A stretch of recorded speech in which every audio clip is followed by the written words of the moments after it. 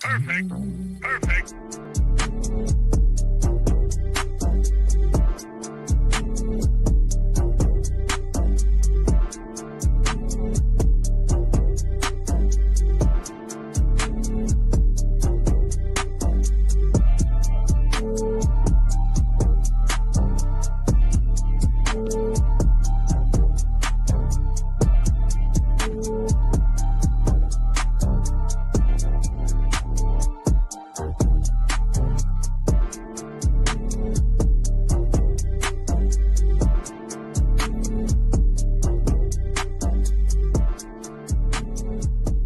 Welcome to Dirty Fanatics United.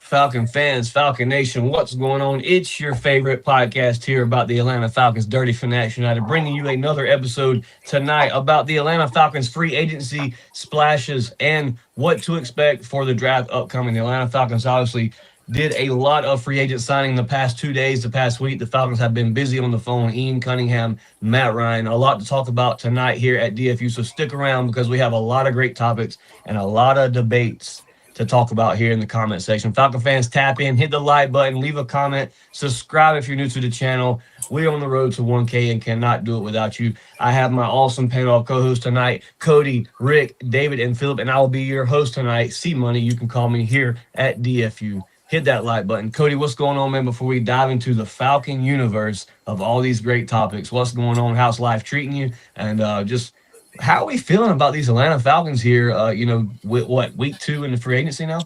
Yeah, week 2. I would say, man, it's definitely kept me busy at work, or it's gotten me through work, actually, to see football. We all know football's still a ways away, but, man, it's here, too. This is probably the fastest time, for football and up until the draft. And, man, it's, I know there's some people that are, upset, but, man, I've had a smile on my face. So I'm excited to see what this team is going to be. I think we're finally starting to see what Matt Ryan and Ian Cunningham and Coach Stefanski are kind of building towards. And so I'm excited. Cody, a lot to talk about tonight, especially about what you just hit on, the vision for this team heading into 2026/2027. Philip, what's going on, man? Special guest in the building. Avon's has returned. Philip, what's going on, man? How you doing, brother? Glad to have you back with us here on the panel. It's been a minute. How you been doing? How are you feeling about these Atlanta Falcons? Obviously, the Falcons making kind of splashy moves here. David, Cody, we talked about this in the past episode. If the Atlanta Falcons went and signed a Tua or a Kyler Murray on day one, did we think the Falcons were going to have a quarterback battle? Well, damn it, the Atlanta Falcons have expressed they have a quarterback battle in Atlanta. Philip, a lot to talk about tonight, man. How are you feeling? Just a real quick answer about these Atlanta Falcons at the end of into the beginning of week 2 of free agency. I'm feeling pretty good. I mean, it's something we haven't seen in, I'm going to be honest, in a while. I mean, I haven't seen as many people just signed in God knows how long. Like, it just feels good to see that they're giving it a shot. They're trying. They're just, it's just showing the effort that they're actually giving into this. And the signing up to it, like, it just makes a lot of sense to me, man. Like, I don't know. I seen it coming. You talk about the signing of Tua, a left-handed quarterback, a vet minimum deal, a guy that if you do not see any progression in a new team in Atlanta, you can kick the can next season and say, Tua, here's the door. We are settling with Michael Penix. Philip, a lot to talk about tonight, especially about that topic. I'm sure the Falcon fans, as soon as they roll in, will have a lot to express about Tua Tagovailoa. I hope I said that right because we're going to say that name a good bit this season, at least until we can see a healthy Michael Penix.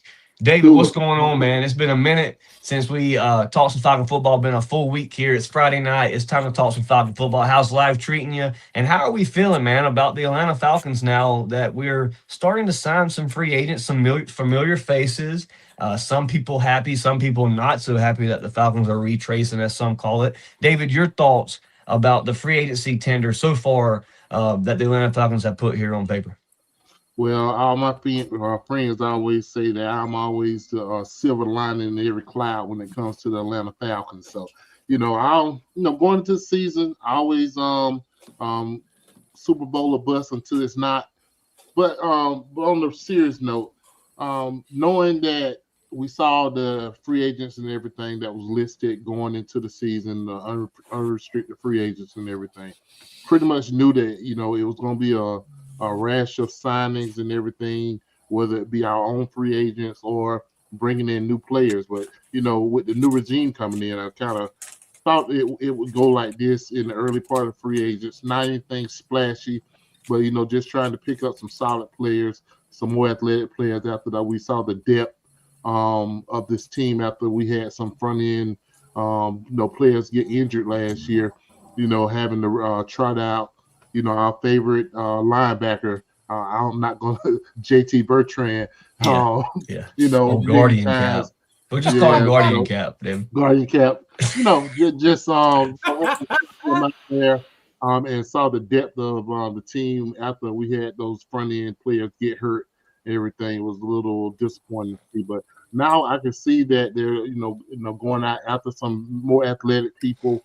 A lot of the signings weren't the big names, but I think, like I said, Ian said that he's more so going to raise the floor of the team than try to attack the ceiling. So that's right. He's trying to bring up the bottom of the team to be someone that can contribute if there are some injuries. David, I want to elaborate kind of what you're speaking there, because when you look at kind of what the vision is for this team, you talk about what the Atlanta Falcons have done here, not so splashy, but they talk about building the team from the bottom up, because the top is kind of already the vision that the Falcons have here in the building. Then you look at the amount of cap space that the Atlanta Falcons will have next season to make those splashy signings, to extend those players such as Drake London, Bijan Robinson. A lot of great topics to talk about tonight, guys. Chat, I have a question for you guys as we have hit our top views for today. We're at 17 right now, guys, so hit that like button. Comment here on this topic, Falcon fans. What was your biggest surprise here in the first week of free agency? Let me know in the comment section what was the biggest surprise that the Atlanta Falcons pulled this past week. We have Rick here with us today, another co-host of the Atlanta Falcons Dirty Fanatics United podcast. Rick, what's going on, man? Glad to have you here tonight with us to spend some time and talk some Falcon football. Rick, man, you see the signings, you see what's going on, the breaking news headlines. Your thoughts on the Atlanta Falcons right now as we sit heading into 2026? I mean, I think they came in with fresh eyes, went top to bottom to look at what the opportunities were. They have no feelings or attachments to any of these players. And they just said, okay, let's look at the roster. Let's look where our gaps are. Let's look at the money, who's out, who's in, where do we need to fill? We identified that the bottom of the roster, the floor is pretty empty. And sorry about that. My camera keeps disconnecting. That's why I had to reset. But good, bro. I think they found that the floor was pretty empty, and they're like, we need to build from the bottom up. And it seems like that's what they're doing. They're getting a lot of players on one-year deals, filling a lot of holes. I mean, I see a lot of front seven signings, which is exciting to me. And I sneaky really like what we've done with our receiving core, including adding Hooper in. I think that's a bigger upgrade than people are seeing or commenting on. Absolutely. Rick, as you talk about some of the signings the Atlanta Falcons have made this past week, chat, get active here on this topic because I really want to hear your guys' opinions on what your free agent decisions surprised you. Cody, I think I kind of know what free agent decision surprised you this past week. Cody, we're going to start with you and rotate around the panel. Your thoughts on the free agency, what surprised you, and what kind of excited you about what's happened so far this offseason? Chat, get active. Well, I guess for me, I don't want to say surprising because I think the writing was kind of on the wall, but I think the surprising thing to me was Caden Ellis not returning to Atlanta. That one kind of sucked. I don't know how the damn Saints can be negative in the cap space every year and still throw out, $90 million or whatever they gave him. It was absurd. I don't understand. I don't know. Is the cap even a real thing, or do certain teams have to participate in it and others don't? Right. I was honestly, when I saw Tyler Allgeier's contract with the Cardinals for $6 million, I was kind of like, ooh. That was a bone breaker there, Cody. Yeah, so that losing one, for $6 million was kind of tough. I'd agree with that. That kind of sucked. But I think the one that really excited me, was Hooper coming back. I loved Hooper when he was here. Loved having Austin Hooper here. He's a great blocker. He can, catch the ball. He's he was like our replacement for Tony Gonzalez once Tony Gonzalez retired. And so to be able to have a tight end that can come in here, as much as I love Charlie Warner, he was definitely more of a blocking tight end.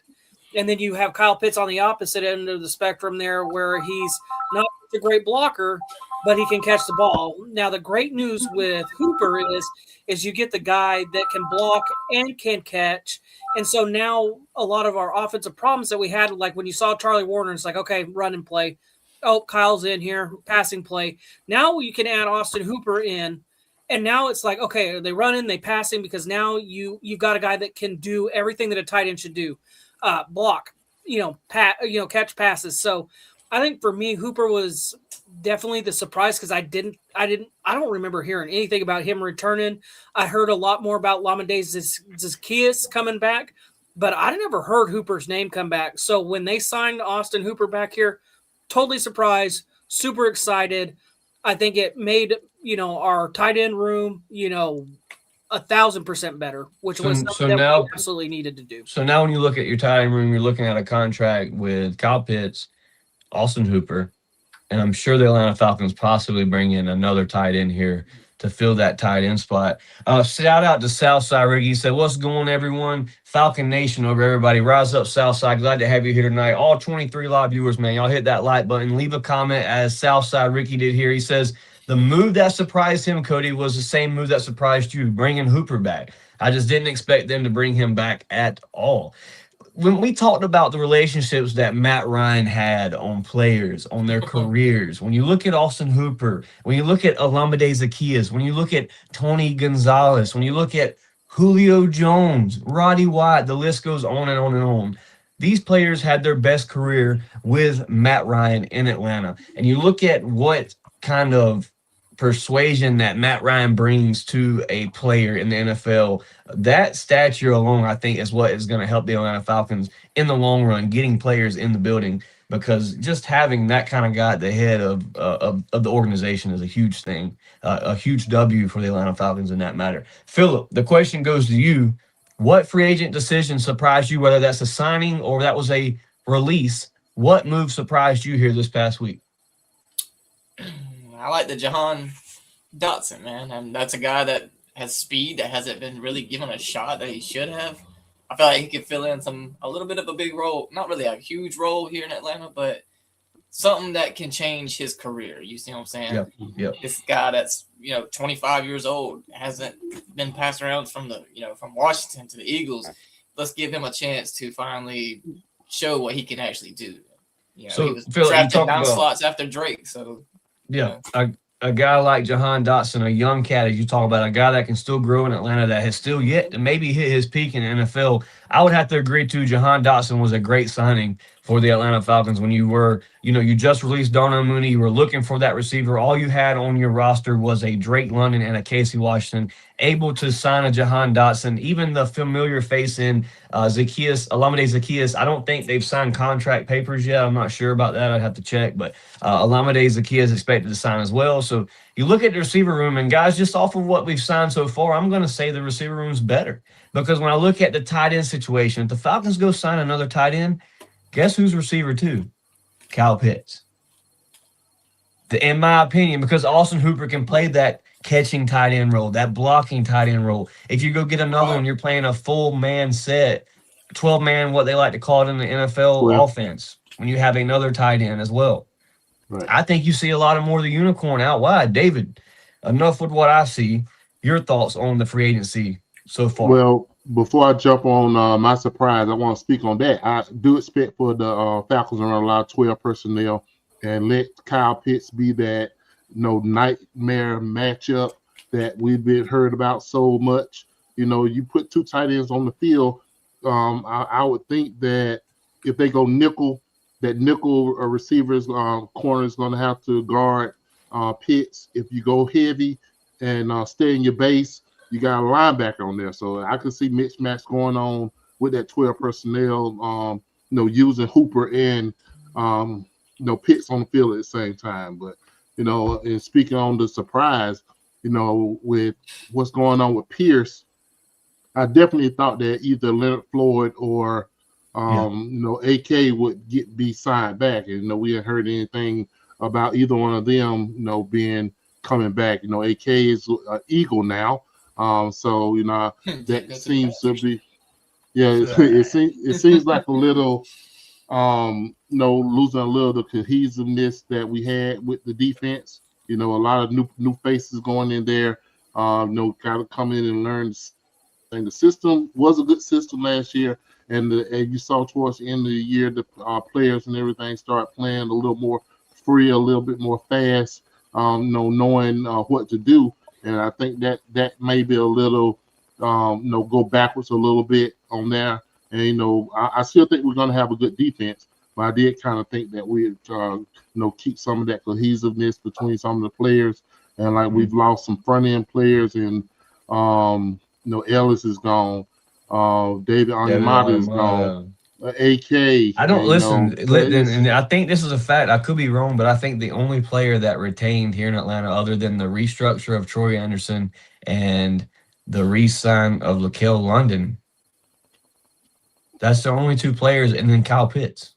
That's your only players you retained. So when you look at on paper, did you sign that was a free agent? The only free agent you re-signed was Lakel London. That's crazy. Nathan Brooks Wilkerson too. God. Oh, that clown! That clown show there, dude. Another tough one. I mean, over 36% of your false starts. Man, don't get me started on that, man. Like Williamson. don't get me started on him, bro. Jeez, I'm talking back to back to back. Man, Rick, what was your surprising free agent decision, bro? Was it somebody the Falcons let go, or was it somebody the Falcons brought into the building? I was kind of surprised by Caden Ellis, but since somebody else said that, because I felt like he was kind of like really the heartbeat of the team overall. I really liked his personality. I really liked his energy, and I thought he was, kind of in the middle, kind of manning the defense. But I'm going to go with Tua. I think I didn't expect that at all. I thought they would go with somebody else that they knew was just like a 1 year kind of stopgap. But the more I start to look into Tua and think about it, and just don't listen to the headlines and don't think about his injuries, just kind of think about it and look at it. It's another left-handed quarterback. So they don't have to change the offense that much no matter who they go with, which they had that problem last year, right? When I looked at his stats and I was like, okay, when I look at his completion percentage and I look at his touchdown to interception ratio, he's not that much different than Matt Ryan. Now, he didn't have the volume of numbers. He didn't have 4,000 plus yards, but his accuracy is about 68% and so on. And then when you think about Stefanski's offense of get the ball out quick, get it to your playmakers, which is what we do best, Tua might thrive in this offense. Right. It was kind of the problem we had with Mike is he wasn't running the operation properly. He didn't have good footwork and fundamentals, and he wasn't accurate with the football. The plays were there to be made. He just wasn't making. We were blaming the OC for a while, and then we started taking a step back, like, hold on a second. Mike's kind of missing the beat here, right? And so Tua, I think that's a good signing, a good opportunity. I mean, I think we've seen this in Atlanta a lot where it's like, hey, here's your second chance to redeem yourself. And I don't think a lot of players have actually redeemed themselves in Atlanta. I think people are better outside of Atlanta. We've always said the only one, Tony G. Like, that's the only Tony one G. Yeah. And that's why he kind of considers himself a Falcon. Yeah. And so I'd like to see that competition. I like somebody who has another opportunity. And I'm sorry for the other panelists. This doesn't affect me as much as it affects you, but Tua has a pretty good record in MBS in college and NFL.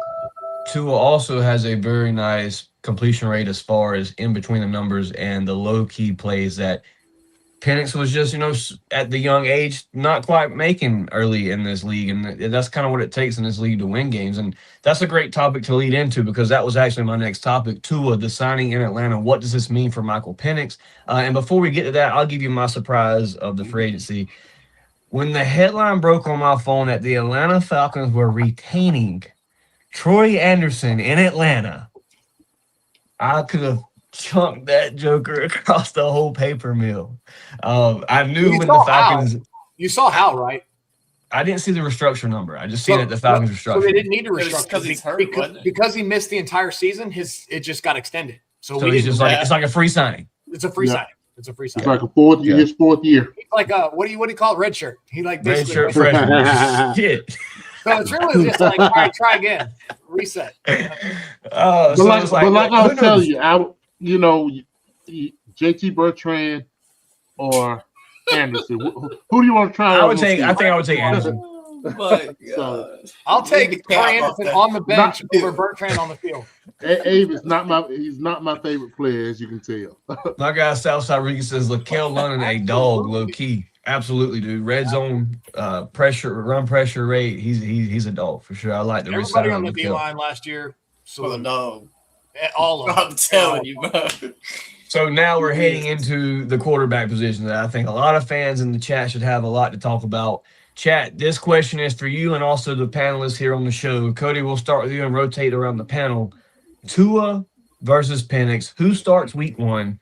Why? And what does this mean for the Atlanta Falcons organization signing Tua? Oh man. Well, I could tell you what it means for Michael Penix. It means he better figure out what he's doing, and he better figure it out quick, because Tua has proven that he can be a starter in the NFL.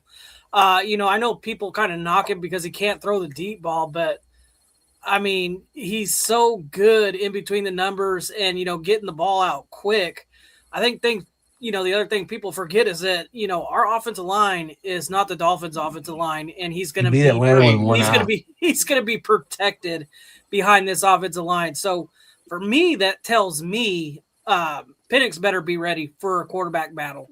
As a matter of fact, I believe Ian Cunningham came out and said something today to the effect of there are no starters right now. So that tells me everybody is fighting for their job. This season is we kind of talked about it, in our group chat, that, I really feel like this year is, hey, we're going to figure out if you can help us. And if you can help us, you're staying, and we'll find a way to extend you when we got money. Yeah. And if you can't, you're getting ready to hit the door. Yeah. So I have a feeling if Tua, I've already got it planned, man. If Tua comes in here and balls out and finds a way to be the starter, I'm getting a Hawk Tua jersey. I don't care. I'll get a Hawk Tua jersey. It'll happen. They say, Cody's going to be wearing the flowers around the neck. Oh, yeah. Oh, no. I'll do the whole Hawaiian or Samoan thing, whatever. I'll say that's what we'll do, man. So, Cody, I'm about to rain on the whole parade because it's not a me hating on Tua situation, but it's a me about to give you facts. And a big question that I think a lot of Falcon fans have, and me myself have, Miami is right now what they say under what you could call a rebuild in Miami. They're releasing players left and right. Waddle's still the only one. I think Waddle's still there, correct? Waddle's still in Miami? I believe so.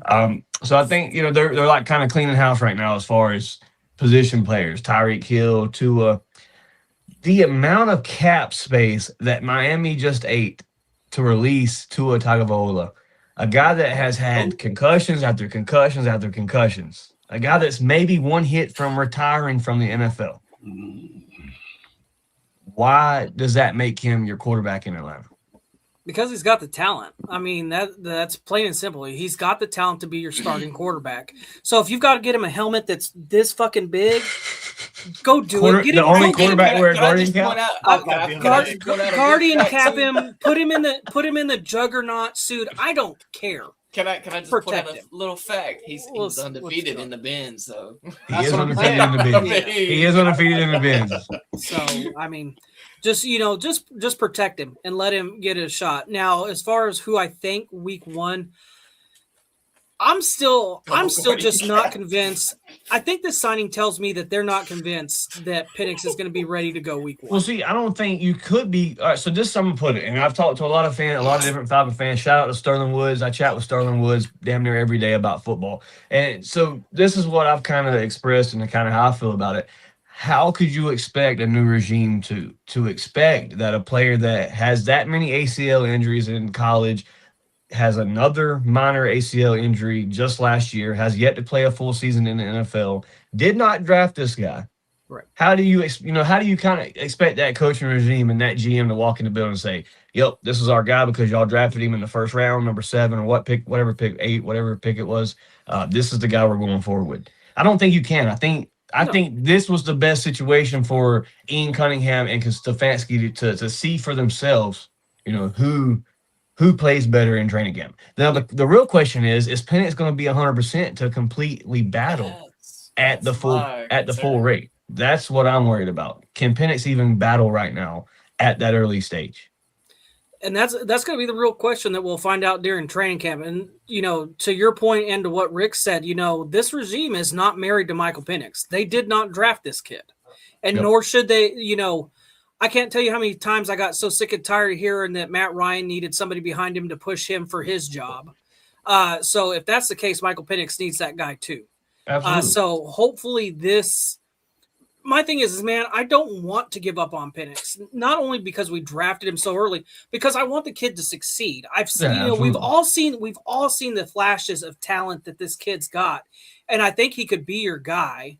Yeah. But the health is always going to be an issue. Same thing with, you can't knock Penix for it and not knock Tua for it. Yeah, too. Tua as well. Absolutely. So that's kind of where my question leads, and it's kind of what I've been seeing on. On social media and fans asking, what if you get in a situation where Tua just happens? I mean, you ain't spent a lot of money, so it's not like you're losing a lot of investment on a player if you do lose that player for the season. But then when you lose, if you do lose a guy like Tua, and then you have a Penix that, you're not wanting to rush. Obviously, I think this signing shows the Falcons don't want to rush Penix back on the field if not needed. So you're in a position again to where you were going to sit Penix his rookie season. He ended up playing his rookie season, did fairly well the last 4 games. And then you threw him through the Wolves his second year in a new system with Zach Robinson. He only played 4 games last year in that system. So I just feel like if the Falcons did happen to lose Tua in the season to a injury, Penix, maybe ain't where he's supposed to be at this time. What does it do to the Falcons? And how do we sit with a situation that we've signed 2 players that, are freshly off of injuries? Philip, enough for me, and I want to give Rick and David as well their chance to talk about it because we could go about this topic all night. Philip, your thoughts on it, Tua, and then we'll go straight to Rick with it, and then to David, your thoughts of Tua signing in Atlanta, what this means for Penix. Who do you see starting week 1 in Atlanta? I actually like this signing, to be honest, because the two lefties. It doesn't change the fact that who's throwing the ball. Somebody's going to learn how to catch a left ball, left-handed ball. So it is what it is. But far as, competition, I'm loving it. I mean, I hate to say it. I don't know who I really, I want to see. I really, like you said a minute ago, we don't know how Penix is going to come back, from the injury because we don't know how, serious it really was. We don't know if he's like, boom, boom, boom, ready to go. They say he is, but I want to see how the competition goes on in preseason to see if he's ready or not. If he's ready, I do think he's going to take the job. But if not, Tua, does a pretty good job, and if he does great, Tua's contract screams to me backup quarterback. Right. Like the amount of money comes in and lights it up. That's what I'm saying. I just don't. That's what I'm saying. Just say Tua does start week 1, and then he gets you, I don't know, 2-2 or 3-1 by week 4. Do you switch? Do you make the switch just because Penix is healthy? I'm sorry, you don't. If it's not broke, you don't change it. Yeah, you stay with it. If it's not broke, don't change it. David, your thoughts on the quarterback situation? Obviously, Tua signing was the first signing that broke that the Falcons were going to pursue him heavily. The weeks prior, they were talking about the Falcons being heavy on Kyler Murray. Your thoughts on Tua and the situation here with Michael Penix and being so young in his career? With the cap situation, I love the move.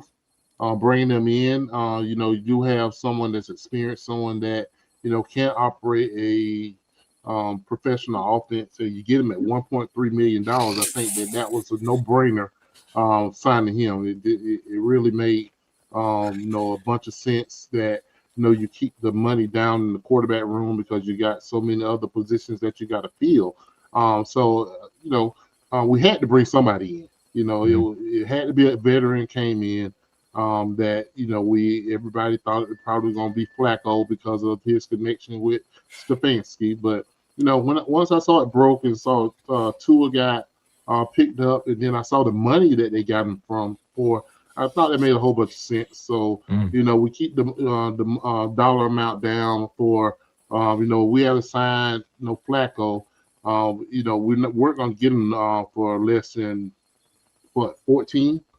Yeah. I'll throw it out. So that's 2 more players that we were able to sign because we get Tua for 1.3. So it made a lot of sense. And everybody's talking about his arm strength. You throw 2 deep balls a game if you're lucky, 3. So his arm strength is not really something that I'm too concerned with. If we do have to play, his anticipation is good, and he knows how to get the ball out. So arm strength is overrated with that. My starter, I would still like to see Penix as our starting quarterback. That's just my personal preference. I do kind of hoping the best for him. I love his arm. I got through talking about arm strength, but the kid can throw the football. And it's just a pretty picture to see him throw a football, in my opinion. So my choice is Penix, but my choice above that is for the Falcons to win. So whatever gives us the best choice, and the coaches are the ones who make that decision. Absolutely. I just got a notification on my phone from an NFL Network. It says the Falcons are expected to target Aaron Jones, running back better in option. So we'll see about that, where that goes. Aaron Jones, possibly a target for Atlanta. Breaking news here on the phone as we're live, so I had to express it.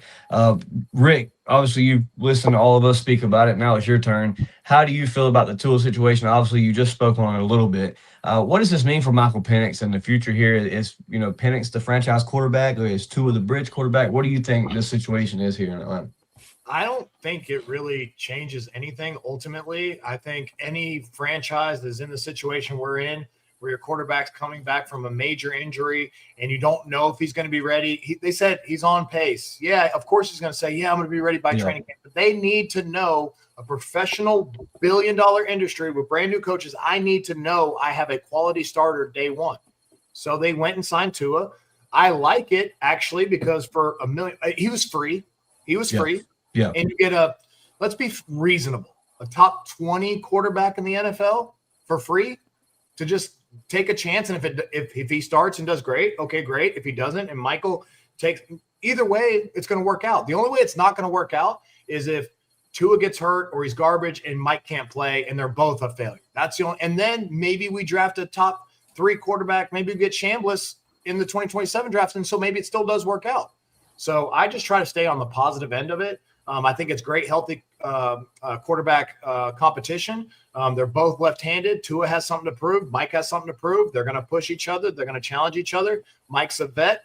Tua's a vet. I think, part of the thing when we talked about, Miami, $99 million, I don't think it was all about Tua's gameplay.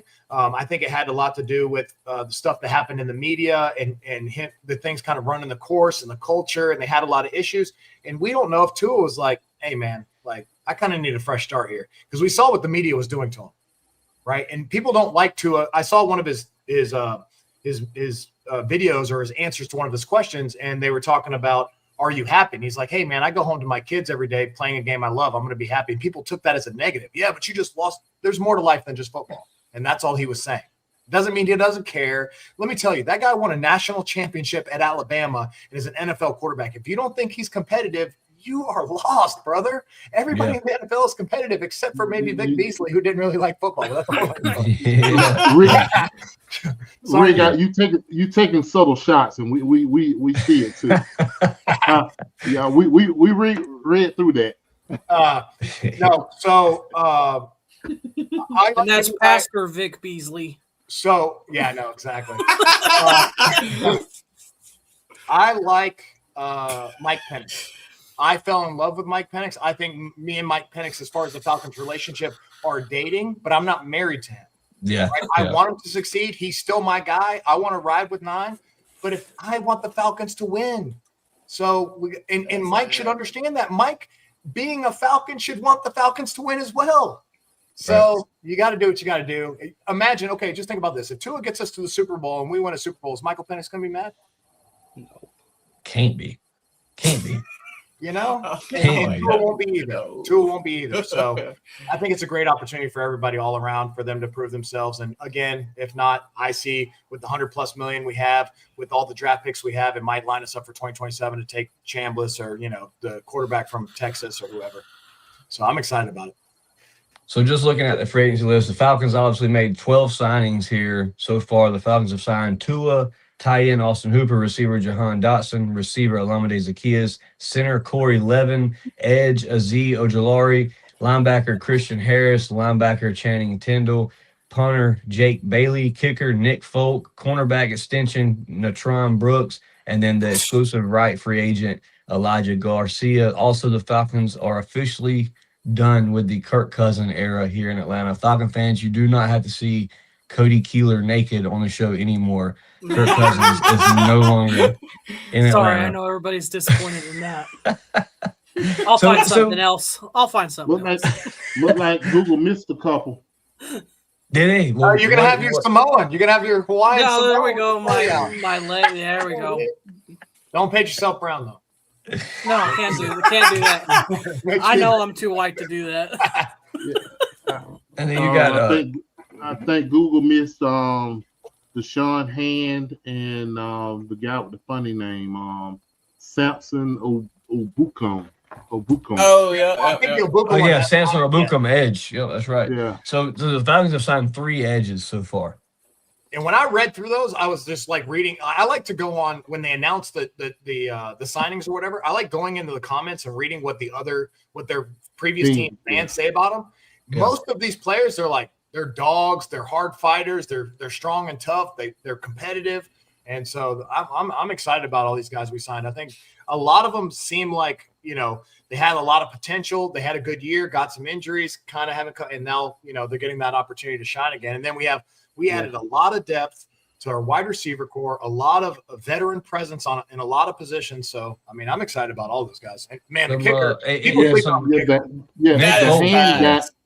The hand guy started 13 games for the Chargers last year and saying he's a pretty good run stopper. I read the comments about him. And they said that he had the most pressures and the most quarterback hits on their D-line. And the guys were like, dude, he made so many plays for us last year. I can't believe we lost him. Why didn't we re-sign him? Oh, my God. So Chargers fans are mad. Anytime you see the fans mad like we are about Ellis, he's a good player. Yep, absolutely. Chat, we're at our number high tonight at 30 live viewers right now, man. Hit that like button, subscribe if you're new to the channel. Appreciate you coming through tonight. Bringing the questions to the comment section. Some players the Falcons are targeted or linked to, expected to sign. This is that link I was speaking about earlier. Edge rush / defense, Malcolm Consey, edge. That would be 4 edges in free agency. Greg Newsome, the second cornerback, once played under Kevin Stefanski. Devin Bush, linebacker, played under Kevin Stefanski as well. And then when you look at receivers on offense, Malachi Heath and Aaron Jones, running back. So just a couple of names to keep in familiarity with. The Falcons could possibly sign here in the next upcoming days. So, guys, when you look at the receiver room, could we say Cody's laughing about something? Did I mess up somewhere? No. I fucking my head, and I'm gonna keep my mouth shut. Hey, here's a great question by Southside Riggy, because it kind of took me by surprise. He says, "How does Brooks keep finding his way back on the squad? He's taking up a spot that could go to someone better." I kind of thought the same thing when the extension of Natron Brooks. Special teams, maybe. He's special. All right. Returner.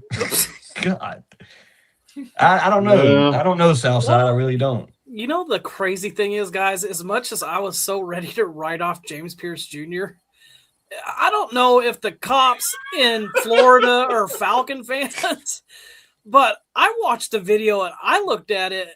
I've seen like 5-6 different videos, and I'm going, yeah, he hit that cop. No, he didn't. And then for them to be like, there's not enough evidence on the body cam. I'm going, somebody down there is a Falcon fan.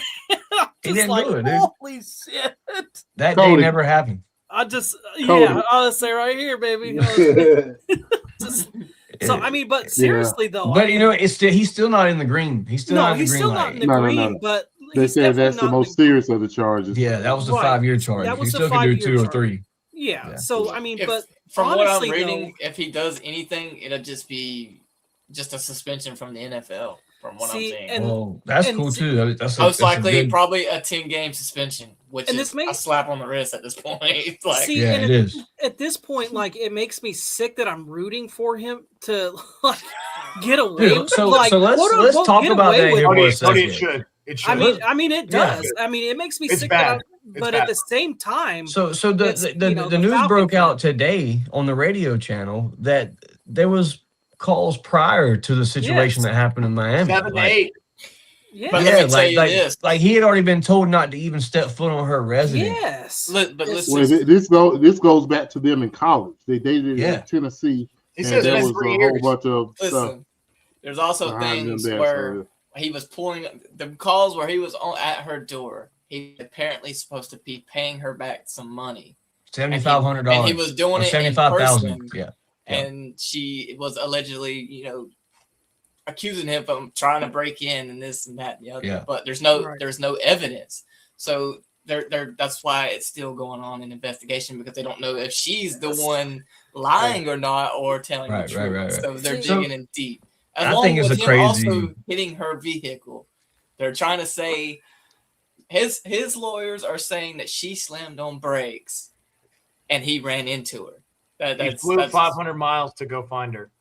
See, and that's the problem that I have, because like the Falcon fan in me is like, I want him back, but the good person in me is like, don't come anywhere near my team. You gonna bring your wife to the Falcons game if he's on the field? I don't know that she would. This is it's such. Everybody get their day in court. I will say that. Yeah, he will. You're right. My thing is my only saving. This is the one thing that I can say is that what he did was horrible, but did he ever physically put his hands on her?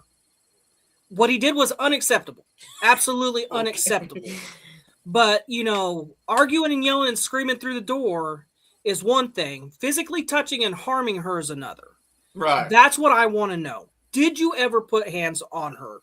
Or were you all just childish, yelling and screaming?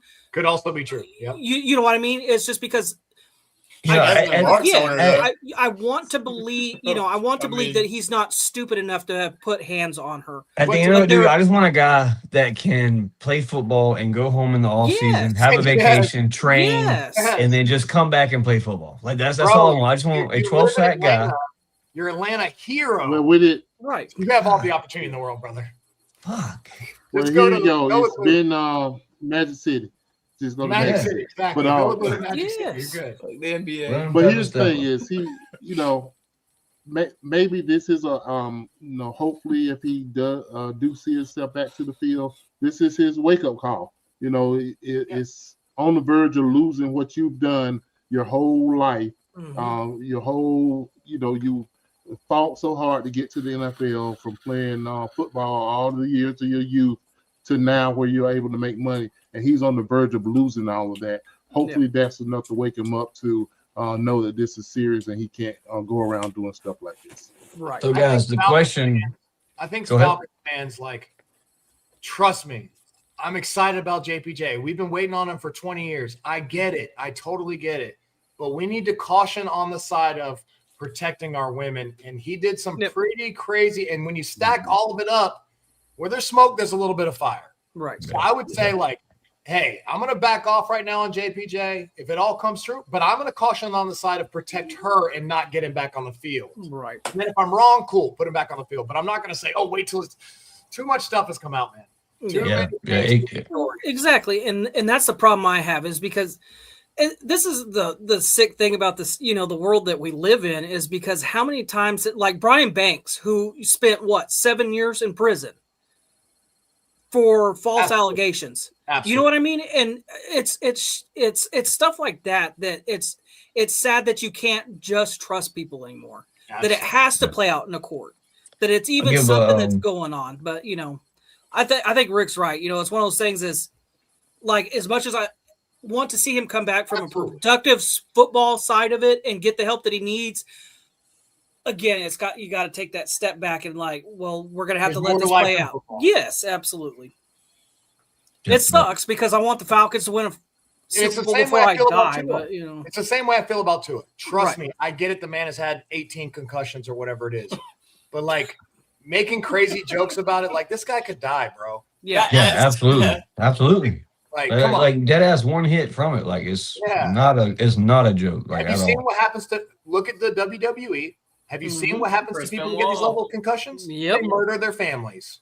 Okay, Yeah. so Dead ass. I'm sorry. No, It's just he's the not way wrong. he said it, bro. I'm not laughing at It's that. not wrong though. you know what I'm 100% saying? Hey right. man, Yep. big shout out to Kenneth Haynes, bro. If you're new to the channel, hit that subscribe button. Appreciate the chat. And I think part of the problem is we don't talk directly about mental health. Like it's a serious thing. Let's take it serious. You know? Yeah. Yep. Just like the Rondell Moore situation. Exactly. Yeah. Shout out These Rondell. players, Rest in peace. man. These guys, like I know we have comments a lot of times, but these are human beings just like us. Thank We got like a lot of people got to chill out with all these crazy comments, man. That will get to you. Like I Those promise. keyboards warriors. If you was face to face with these people, they don't have enough in them to make comments like call that. it ego. They get behind these keyboards and everything, and then they have little handles and everything. They fake pages, and they stick their chests out and think they have enough heart to say these kind of things, but that's not how they're living. Yep. Hope both parties work out well. All I know is if I see him on the street, I'm gonna slap the shit out of him and be like, "What Appreciate are you it, thinking?" Kenneth. Kenny, thank Sterling you. says, with the way this free agency is going, what position do we draft? Sterling, that was exactly the next Great topic question. before we got ready to close out. We're going to start with that topic, but before we do, I got an announcement to make. The winners of the raffle have not came through. So next Friday night at 8:30, we'll be doing the raffle live. If you are not in that raffle live, it's going to be spinning the wheel again. So whoever's in the raffle, whoever's in the live video, somebody on the live will win the raffle. So that's all I'm going to say. That's how I'm announcing. Whoever's here and is on the list and is subscribed with a hashtag DFU in a live video will be winning a Falcon hoodie, a Julio Jones bobblehead, and a flag. That's 3 winners here at DFU Friday night at 8:30 next Friday. So be here to claim your prize if you want to win the giveaway, because we had 3 about 4 weeks ago that have yet to claim their prize, and we want to get these things out to y'all guys. So be sure to subscribe and be sure to hashtag DFU if you want to be in that raffle next Friday. Kenneth says, yes, sir. Y'all keep doing a great job. We appreciate you, Kenneth. Keep coming through, brother. Bringing the likes and the comments. Appreciate the view, man. So the next topic, as Sterling Wood brought the question to the chat, was with the free agency signings that we have completed so far, with what the Falcons have done, the route that the Falcons are headed, what position do you think the Falcons draft in the second round? Cody, we'll start with you and rotate around the panel. Oof, that's tough. I think you got to go corner. See, I think you got to go secondary somewhere. Same. I wish to God that we could go get AJ's little brother. The more I'll say, dude, the more I watch highlight tapes of this kid. Early first. Oh, without a doubt. No, He's he's clean, going top 10 easily, I think. I would love to see him come here to Atlanta because I work with a guy that went to brother with AJ's little brother, and he hypes this dude up. And the more I watch his highlight tapes, I understand why that. He's man. Philip, he keeps. You can ask Philip. I told Philip he was going to be better than AJ Terrell. I think that's what everybody keeps saying. That's what he keeps saying is that like wherever school he goes to down here, that's the word is that he's like AJ, but he's better. Yes, sir. And then he's just going to keep getting better. So I would love to see that. I don't know who, I haven't really got into college, draft night and all that stuff quite yet, but I think secondary is where we need to go. Secondary, second round pick. I could see it. You kind of address your receiver situation. Even if the Falcons did go receiver again, I'm not too upset about it. Yeah. I If think you went and got the the more weapons. You got stop, Cody. You're gonna do one. Philip, topic headed to you, bro. What position do you looking from what you've done in free agency to now? What kind of position are you thinking the Falcons are targeting in the second round? I was kind of gonna go with the corner, but it just sounds logical. But I mean, there is other spots, in a way, yeah. It's linebacker maybe, but Because I don't you see did that being a lose the second outfit. round though. I was about to say that you got a corner, something nickel or something, man. somewhere in there. We're gonna need some little small pieces here and there, but drafting a corner or maybe another safety. You never know. Like I don't know. I don't know how I feel about it. Yeah, it's really could go across the board. Really, when you look at it, you could go O lineman. You could go. I was about to say you could go defensive tackle if there was a really big defensive tackle there that fits your scheme. You could go. David's talked about the position a lot. Center. Maybe if you find a guy that you like really a lot there early in the draft. So there's a lot of positions you could go. David, the topic's yours now. What position do you look at if you're the Falcons? Well, I've softened on center since William picked one up that can be a definite backup. I think he ended up going to be a backup to Newsel. All the high end ones are gone, but my position is wide receiver. And specifically Zachariah Branch. That's what I told you. Ooh, that's who I've been wanting, bro. Branch. He comes in, he learns. That makes that wide receiver room that much better. And I think Stefanski is an offensive player. Coach. Give him the first picking that's going to be on his side of the ball. You've addressed defense heavy. You've attacked all the positions that you've are kind of a weakness. Like I said, the top end players were already in position. I think we've done a good job, bringing in some depth and some athletes. And now, second round, I'll bring that 4.3 speed to Atlanta to take the top off the defense for Pitts and AJ to work on the middle. So that's your cheap Tyreek Hill signing, Zachariah Branch. I love it. Zachariah Branch in Atlanta would be great with that one, brother. That's what I've been wanting. Rick, Mike's yours, brother. I do like Zachariah Branch, even though people think I don't like Georgia. Georgia's my second team. I just want to throw that out there. Much. I support Georgia just as much. Miami's only had one good season. All right. Let me just remind y'all, in case y'all forgot a couple months ago, who was there. We were going to get trounced. We should have won that game, but I'm not going to go there. Anyways, it was a good game. So I'm looking at it like we got to build our defense. We won championships. Seattle showed defense wins championships. And I just look at our team and where we need youth. And overall, I think we're pretty old on the defensive side of the ball now that I kind of run through it. Maybe our defensive tackles are young, Jalen Walker. But then when I look at the cornerbacks, AJ Terrell's getting older. Bowman was hurt. Who knows how his Achilles is going to be. Bates is older, and we got Watts, who's a younger guy. So I think we need to get younger on the defensive side of the ball. So, and even at linebacker, Diablo's not that young, and the other guys are veterans that they signed. So I could see it being cornerback or linebacker. Now, obviously, if a big-time player falls to us, a defensive tackle, defensive end, it could be any of those, wide receiver, branch. It's whatever the best player available at their position based on it. But I probably see us getting younger on the defensive side of the ball. Probably at cornerback, I think we have a real need there. Now, I think they have a lot of faith in Kobe Bryant. I think he's going to step up. I think they saw some potential there. But I think Bowman being hurt kind of pushes me towards that cornerback side.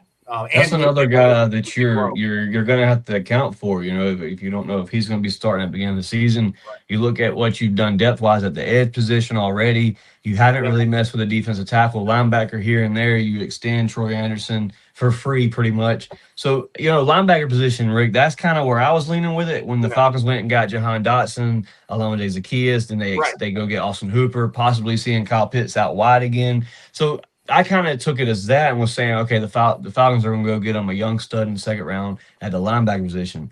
And then also I looked at defensive tackle and I was like, well, does this new regime believe in Ruko Horohu? Do they like, Zach Harrison because he's the edge guy? Zach, you just signed 3 edge guys in free agency. So there's so many different routes the Falcons could go. And if it was D-line, if it was O-line, it is what it is. Second round pick, Ian Cunningham's first draft choice in Atlanta. So what are your guys' thoughts on this? He says that he goes for best player available. That's kind of the scope of what he drafts on. I believe that's the interview I watched, that he would go best player available. Do you guys like that philosophy, or do you like going with what your team needs? Because there's 2 different ways you look at it. The Falcons build their team through the draft for years to come. You build free agency for splash moves. Your thoughts on that? Do you like best player available, or do you like going with what the team needs? In the past, for me, I have absolutely hated just best player available, especially if you don't have a need for it.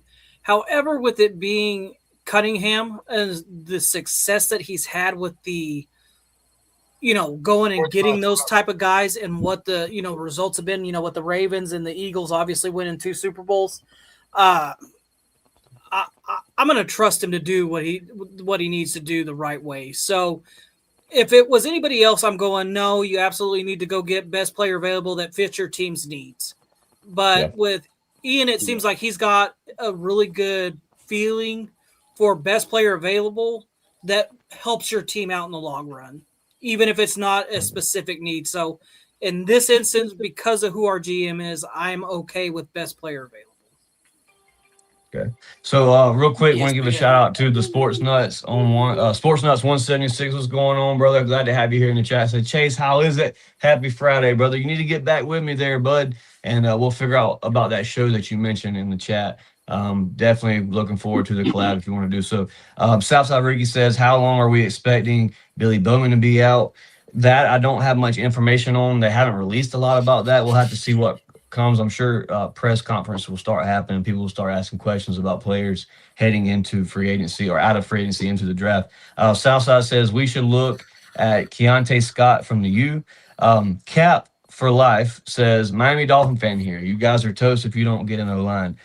Cap for Life, I have something for you, and I just pulled this up. For life. I pulled this up directly for you because here at the channel we like to show facts and stats. And the Atlanta Falcons offensive line ranked 8 by PFF last year in the NFL. And that's without Caleb McGarry, who comes back. And that's with a right tackle that false start all season long. So Miami, I'm sorry, that we are gonna possibly, redefine Tua's career here in Atlanta. I'm sorry about that. I'm sorry Miami couldn't do that. But in Atlanta, he says Tua is a guy who doesn't like to talk. Get ready for the damage control. ABD PR with, I'm not sure what that means. He said all those stats don't matter. You lost to the Panthers. He said we lost to the Panthers twice. No, twice.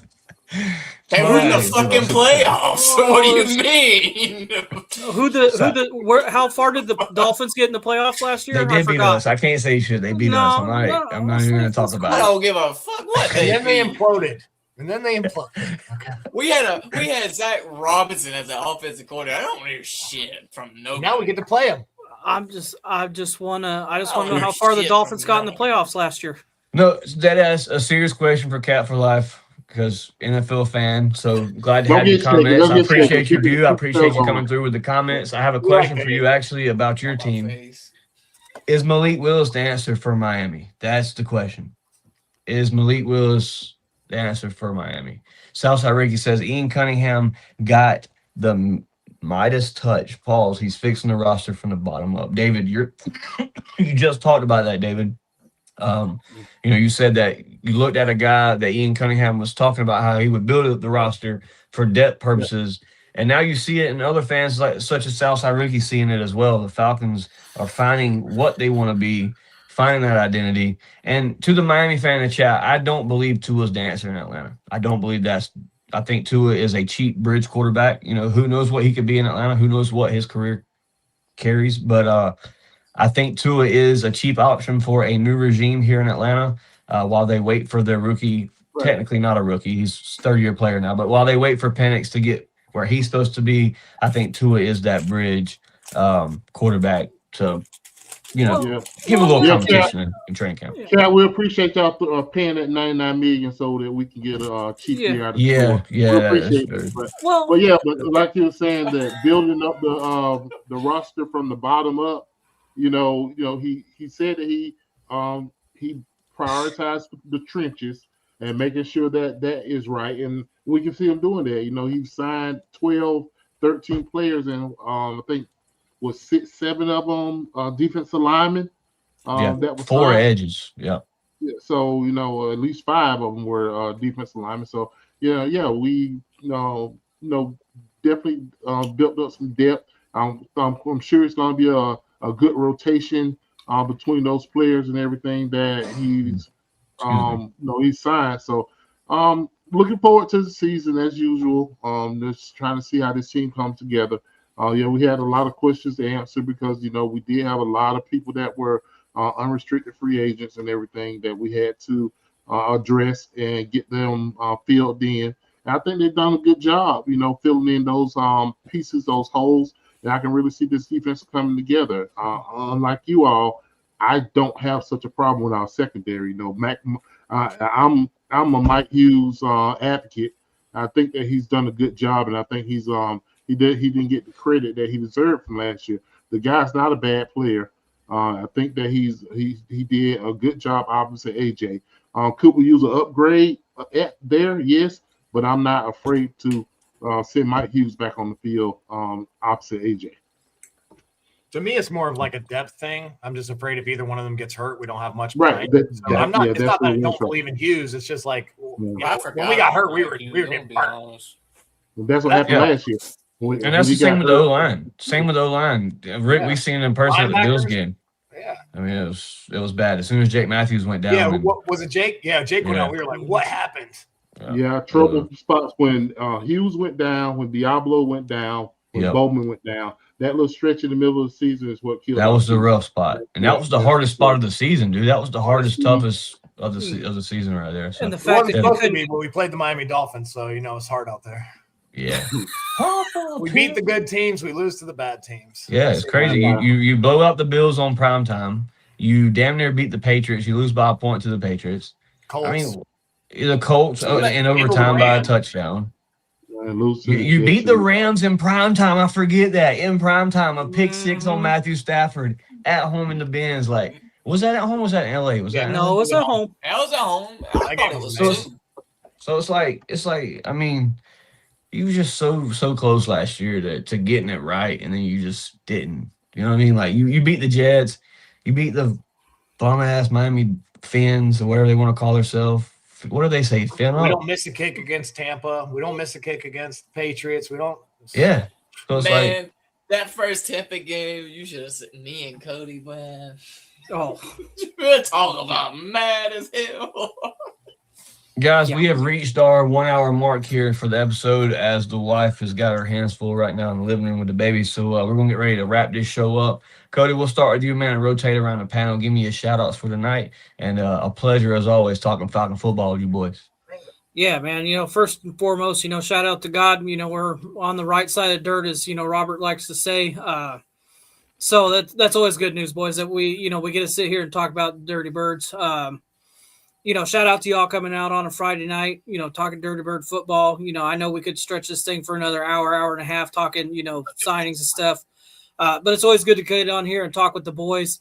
Shout out to all the viewers. We hit 30, 30 live viewers or somewhere. We're at 43 right now. So 43. So, I mean, even better, So shout out to y'all, keep liking, subscribing, push us out into the Falcon universe, get us some more Falcon fans. We want to keep making content for y'all.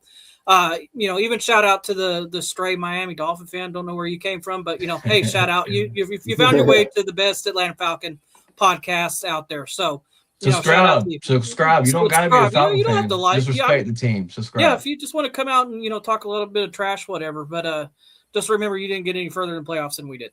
But other than that, guys, shout out to the Falcons. Shout out to Matt Ryan. Shout out to Ian Cunningham. Shout out to Coach Stefanski, getting us excited and getting us ready for the next season. I'm excited. Even if this season isn't what we all hope it'd be, I think they're going to find a way for us to be competitive and make a push for an NFC South title. But at the same time, really figuring out long-term what we need, what we, going forward, so we can really build this thing up and go forward and start to make those Super Bowl runs again. But other than that, guys, like always, rise up. Rise up, brother. Glad to have you here tonight to talk some Falcon football. Philip, a.k.a. Avitz, is back with DFU talking some Falcon football. It's been a minute, brother. Glad to have you back on the channel. Always a great time talking Falcon football. Give you shout-outs for tonight, bro, and glad to have you back on the show. Shout out to y'all, man. Shout out to the good Lord above, man. It's always good to be here another day, breathing, living life, Shout out to everybody in the chat. Whoever the hell that Dolphins fan is, you have a good night, man. Y'all, appreciate y'all. Yeah, man, it's good to be back. Rise up, brother. Glad to have you. David, shout outs for tonight, man. Always a great time talking Dirty Birds. Awesome. Faith, family, football. That's how we'll do it. Good Lord up above. The family always, around supporting anything I do.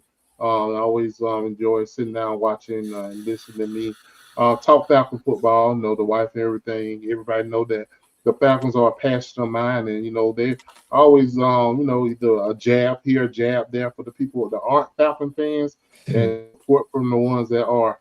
And you don't talk football. We are the Falcons. Shout out to you guys. It's and willing to talk your perspective and listen to mine. I always appreciate coming on. Having a chance to sit down on this panel and share my views. So I appreciate y'all. Rise up. Rise up, Mr. David. Rick, man, glad to have you here tonight, brother. Been a minute. Appreciate you coming through tonight to express your opinions on the Falcons free agency week 1. Appreciate you being here, man. Shout outs for tonight. Man, start out with the Falcons and all the people they hired. I like the coaching hire so far. I like the direction. I like everything they're saying. So I'm super excited about the future. Shout out to my family as well for allowing me to jump on here on a Friday night. We got a shout out to Mango, my new little pup. He's a new Falcons fan. Y'all say hello to Mango. Yeah, Mango. He's got his Falcons jersey on normally. Shout out to Mr. Birthday Man, Cody. I got a package coming his way I've been putting together. Nice. Oh, and one thing we did talk about this, but I want to mention this. I saw this when I was in the car. The Falcons need 25 more players to fill the roster. And they said after our undrafted free agents and after our draft, we're still going to have 8 slots. So expect the Falcons to do like 5 to 8 more players in free agency just to fill the roster. So we got a lot more stuff going on. And just shout out to all the Falcons fans that are staying positive and that are exciting and want to keep pushing forward, man. There's a lot of negative in this franchise to talk about, but we can't worry about the past, man. We got to worry about 2026 and where we're going. I believe in Matt Ryan is the greatest Falcon to ever grace the field. And I put full trust into him. And until they prove me otherwise, I'm riding that train that direction. So shout out to MR2 as well for taking us where we're going to go. Hopefully. Yes, sir. Absolutely. Rise up to the Falcon fans, man, that came through tonight. It's 9:40, and you guys are tuned in with DFU, man. Appreciate all 43 of you guys that tuned in tonight. Appreciate the awesome panel co-hosts. Shout out to Robert. We're missing Robert tonight. We would have had a full panel tonight. Robert, busy man, back on the road working. So shout out to Robert. Safe travels to him as well. As always, shout out to the good Lord above, man. Shout out to the Falcons for giving us something to talk about. A lot to come soon, man. So a lot to talk about with the DFU crew. Be sure to ring the bell so you know when we go live. We are live next Friday night at 8:30. Be sure to hashtag DFU and be present if you want to win the free raffle here. 3 lucky winners Friday night on DFU. A Julio Jones bobblehead, a Falcon throwback hoodie, personalized to your size. We won't order it until we have the winner for it. And then Mr. David is giving away a Falcon flag here on DFU. So, guys, enter the raffle. It's free. Hashtag DFU. Subscribe, and you are entered. Be here for the live raffle. Also, we will talk more about the NFC South, the moves the NFC South has made, how the division is looking next season. Is the NFC South wide open? Great topics next week to talk about. Be sure to ring the bell and be here because we have a lot to chat with you about. It's your boy, Chase, Cody, Phillip, Rick, and David. Shout out to the Miami fan for the subscribe. We appreciate you, brother. We are out of here, man. As always, A-Town down. Rise up. We out of here, man.